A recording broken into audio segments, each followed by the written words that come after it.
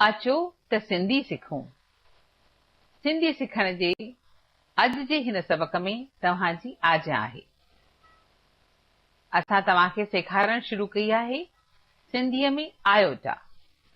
Hello ताईं तव्हीं सिखिया आहियो अलफ अंब, बे बल्ला, बे बकड़ी, पे पन, भे भोलरो, ते तारो, थे थेलो, ते टोपलो, थे ठूठ, थे सवाब, जिम जत, ये जिभ, झे झिरकी, ये सुन्य, चे चरखो, छे छठी, हाय हजाम, हाय खचर, दाल दुहिल, धाल धोबी, डे डेडर, डे डेल, ढे ढगो, जाल जरो, रे रेल, वडीड़े मारी, जे जंजीर, सीन सिलेट, शीन शीशी, साद संदूक, जाद ज़ईफ, तुय तोतो, जुई जालिम, एन एनक, गैन गालिचो, फे फानुसो, फे फणी, वडो का कलम, का कुतो, खे खट, गाफ गाडी, गे गन, घे घोड़ो, ङे सिंह, लाम लकण। ऐं हाणे सिखंदासीं मीम मस। हीअ जेको अखर सिखी रहिया आहियूं उन जो तव्हीं ॾिसंदा लिखण जो अंदाज़ अधु लफ़्ज़ खां अधु लाइन खां मथे आहे ऐं अधु लीक खां हेठि।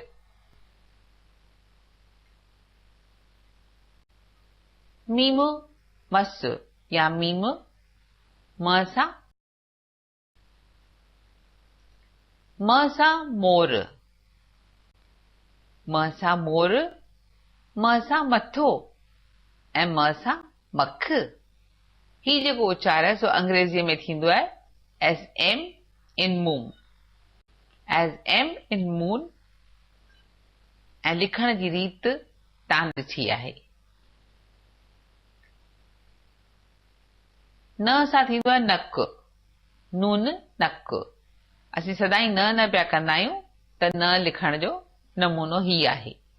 न सां नथ जेका नक में पाइबी आहे, न सां नक त न सां चइबी आहे न। ऐं न खे अंग्रेजी में उच्चार थींदो आहे एस एन इन नेक। हिकु दफ़ो वरी लिखण जी रीत ॾिसंदासीं ऐं हलंदासीं अॻिते। ण सां ऋण वण, ऋण वण ॾिसंदा त लिखण जो जेको तरीक़ो आहे उहो ॾाढो सिंपल आहे।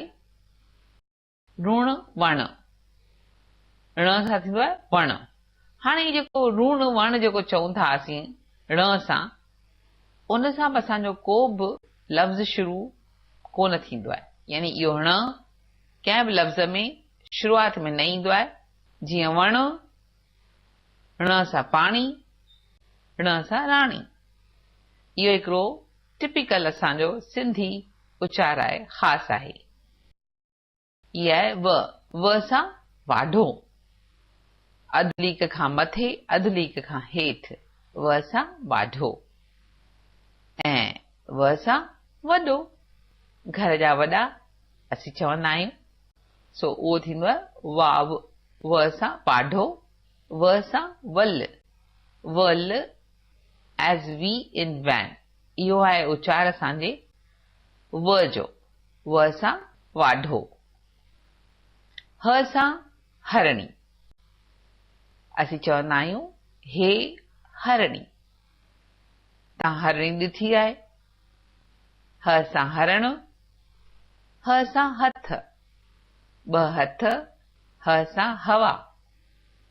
ऐं ह एज एच इन हथ, जीअं इंग्लिश में चइबो आहे। अ सां अमज़ो, हिन जो उच्चार थींदो आहे अलिफ वांगुरु। लिखण जी रीत तव्हां ॾिसो पिया। ऐं इन जा जुदा जुदा रूप थींदा आहिनि अ, कांव ऐं माउ, गांइ। हिन जो उच्चार बिल्कुलु अलिफ वांगुरु आहे। ही थियो ये सां यको, ये सां यको, ये सां यकतारो। यकतारो तव्हां ॾिठो आहे, ऐं य सां यमराज, मौत जो इंतज़ार कराईंदो आहे असांखे यमराज। यमराज आहे मौत जो देवता। य सां यकदम, ऐं अंग्रेज़ीअ में चइबो आहे एज़ वाई इन येट। लिखण जी रीत तव्हां ॾिठी आहे। ऐं हिते असांजो ही 52 अखरनि जो पहिरियों सबक, यानी 52 आख़िरी आयोटा असां हिते पूरी कईसीं। असीं मिलंदासीं ऐं असां तव्हांखे सेखारींदा रहंदासीं सिंधी।